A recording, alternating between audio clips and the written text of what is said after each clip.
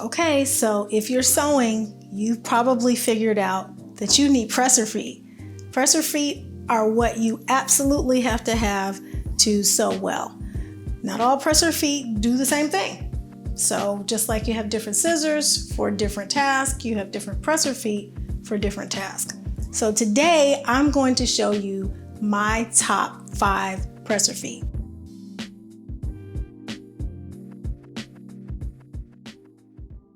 These are presser feet I cannot live without. If I didn't have them, things wouldn't turn out so great. Some of them I've purchased and some come with my machine. You'll recall that I sew with the Baby Lock Unity and the Baby Lock Crescendo. Both of those machines have the same presser feet. They come stock with the same presser feet, but you may need to purchase some additional presser feet to do some of the tasks we're going to talk about. So the first foot that every sewer should have is it's called the clear foot or the J foot. Most standard sewing machines are going to come with this foot. It has a little spring on the side. It snaps in place. I love this presser foot for just about every job except the few that I'm going to tell you about. The beauty of the clear foot is that it is clear. So when you get ready to sew, you can see through things. You can move your needle around. There's a spot in here for the needle to slide in if you need that. But it's clear. So that's the whole point of using this. It's a clear foot. So this is my everyday foot. It's the foot that if I'm sewing anything, it's going to stay on my machine. Clear foot. The second foot is the zipper foot. You need the zipper foot. No matter what anybody tells you, you can put in a zipper without the zipper foot, but I can tell you that 2 things are going to happen. 1, it's going to be crooked, and 2, you're not going to get close enough. Oh, my bad. 3 things. And the third thing is you might break a needle. So you need this. It's very odd shaped, but it's a zipper foot. Comes standardly with the Unity, the Crescendo, and all of the newer machines. But the zipper foot is absolutely paramount, and it's the I foot. Snaps on like all the others. The interesting thing about this foot is unlike the J foot or the clear foot, this one you can snap on 2 sides, and I'll show you that. So you can snap it on the right or the left, and that matters. So if you snap it on the wrong side, you're going to be sewing onto the zipper and not onto the fabric. So you got to have this one, zipper foot. Now, I didn't always like zippers, and in fact, I was really bad at sewing zippers. So when I first learned how to sew zippers, I wasn't actually using the zipper foot because I love the invisible zipper. We can talk about the invisible zipper later, but in order to put it in well, you need the invisible zipper foot. The invisible zipper foot actually tucks in the part of the zipper so that you can sew extremely close to the zipper without sewing on the teeth.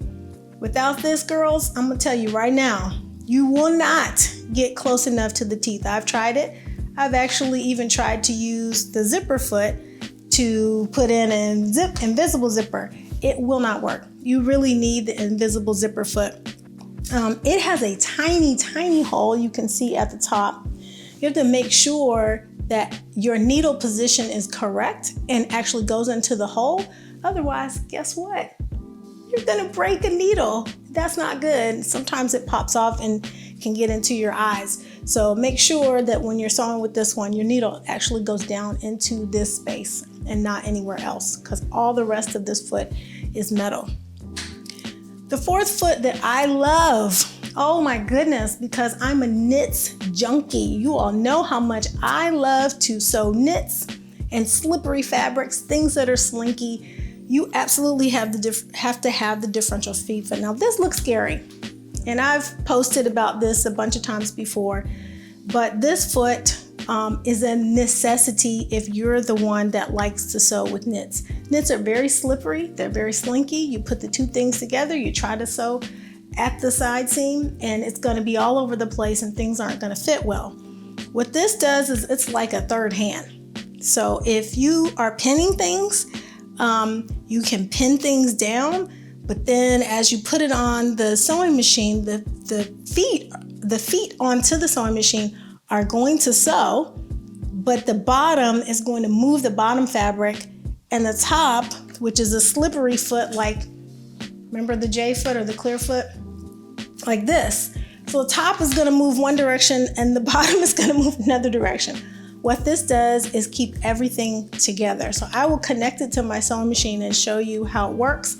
There's actually a little mini conveyor belt right here, and that's gonna help keep the fabric in place. So this is the differential feed foot. Actually plug it up to the machine. The Unity, Crescendo, and some of the other machines. The last one, this is a new diva to my collection. Actually, I had to purchase this one. I purchased this one. I also purchased the invisible foot. Does not come with the machine. This is the Teflon foot. It looks like nothing. When you look at it, it looks like a plastic standard foot. But this foot is made for very slippery materials and odd sort of materials like leather. So I recently did a leather skirt, and I used the Teflon foot throughout the entire process because the inside of the fabric was very, very soft and slippery. And every time I tried to sew it together, it just continually moved. This will prevent that from happening. You can also use your differential foot, but the Teflon foot is the golden child when it comes to leathers. So those are the 5 feet that I think all of you should have, no matter what you're sewing. The 2 or 3 of those are gonna come with your machine, and the other ones you will have to purchase. The Teflon foot I actually bought in Atlanta on a trip. I spent about 15 bucks, and it works with a variety of machines. I think if you have these 5 feet, you can sew just about anything. So enjoy sewing, and let me know what your favorite foot is in the comments down below.